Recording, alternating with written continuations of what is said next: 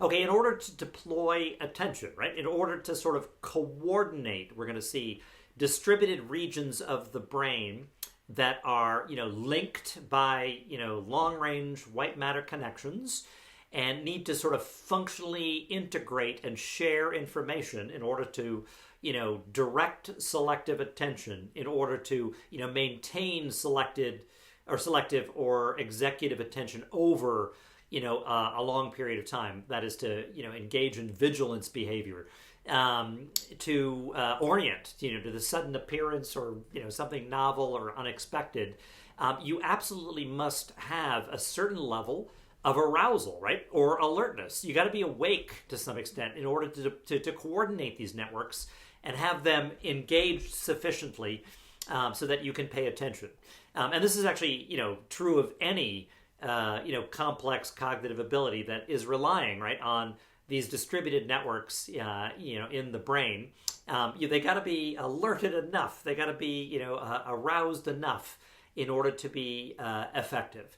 And when you think about arousal and alertness, I want you to think about the ascending, right, brainstem reticular activating system. And we talked earlier, right, in this class about the modulatory neurotransmitters systems, right? We talked about, the monoamines, dopamine, and, and norepinephrine, the catecholamines, right? And serotonin, the other monoamine that we discussed. We talked, for example, about, acetylcholine, right?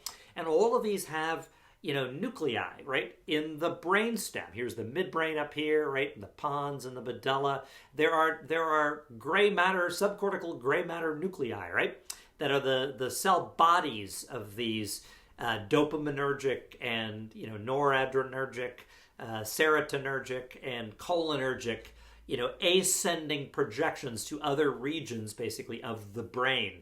And when you are alert and awake and engaged, right, this kind of reticulating system, all the axons leaving these nuclei in the brainstem and then, fan-like, spreading out. Reticular is fan-like, right?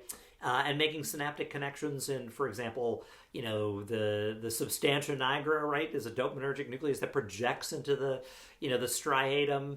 And then you've got, the VTA for dopamine, right, projecting into the nucleus accumbens, the hypothalamus, and other limbic structures, and also, projecting towards, cortical regions in the frontal lobe and things like that.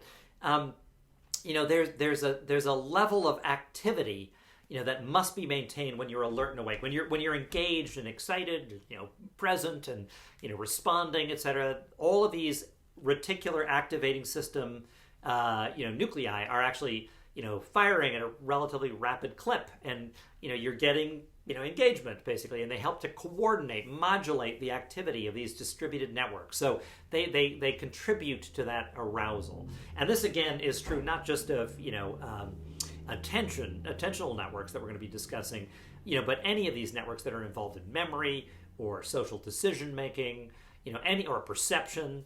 All of these are going to require, a certain level of reticular activating system engagement, a certain, level of modulatory neurotransmitter release, and of course, a certain, level of arousal or alertness.